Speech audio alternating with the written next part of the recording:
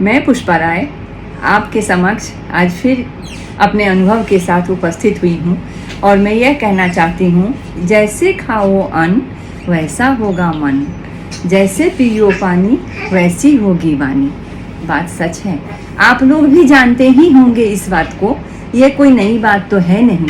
हाँ, बस मैं इसे अपने अनुभव के आधार पर बताना चाहती हूँ कि यह बात 100% सही है। आप जैसे अन्न खाएंगे, जहाँ से जिस परिस्थिति का वह अन्न आया होगा, वैसा ही आपका मन भी धीरे धीरे उस अन्न के कारण आपका मन बनता जाएगा।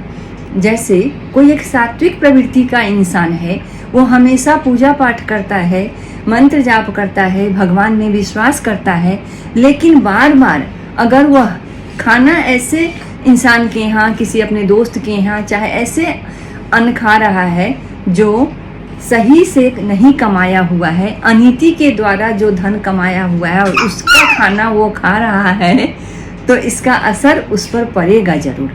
उसके भजन में, उसकी मंत्र जाप में वह विघ्न करेगा। नहीं चाहते हुए भी वह अन्न उसके मन पर इतना प्रभाव डालेगा कि वह भजन नहीं कर पाएगा।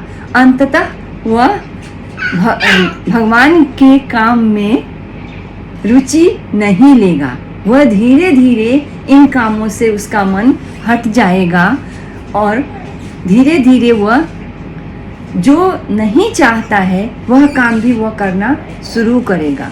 यह सच बात है और अनुभव के आधार पे ही कहा जा रहा है। ऐसे नहीं कि मैं ऐसे ही कह दे रही हूँ, सुनी सुनाई बातें हैं, नहीं, बात सच है। दूसरा इसका लाइन है कि जैसे पियोगे पानी वैसे निकलेगी वाणी। मीन्स पानी का असर भी हमारे वाणी पे होता है। आप देखेंगे कोई कोई व्यक्ति ऐसा होता है कि जो व्यवहार से बहुत ही अच्छे हैं, उनके अंदर, उनके हृदय में, उनके मन में ऐसी कोई भी बातें नहीं होती है जो आपको हानि पहुंचाए या आपसे जल रहे हों। ऐसी कोई बात उनके इंटरनल नहीं होती है, लेकिन उनके वाणी में इतनी कटुता है, बोलने की शैली उनकी इतनी खराब है कि उनके पास कोई आना जाना नहीं चाहता है। कोई, हर व्यक्ति, हर इंसान उनसे दूर होता है। क्यों?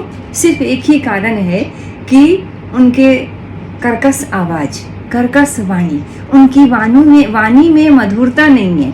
वो जो बोलना चाहते हैं, जो बोलते हैं, वो इतनी कर्कश आवाज़ होती है, अच्छी वाणी नहीं है। और इसका असर भी जिंदगी पे पड़ता है, लोगों पे पड़ता है। आपकी वाणी कैसी है, आप कैसे बोल रहे हो, किसको कितना समझ रहे हो।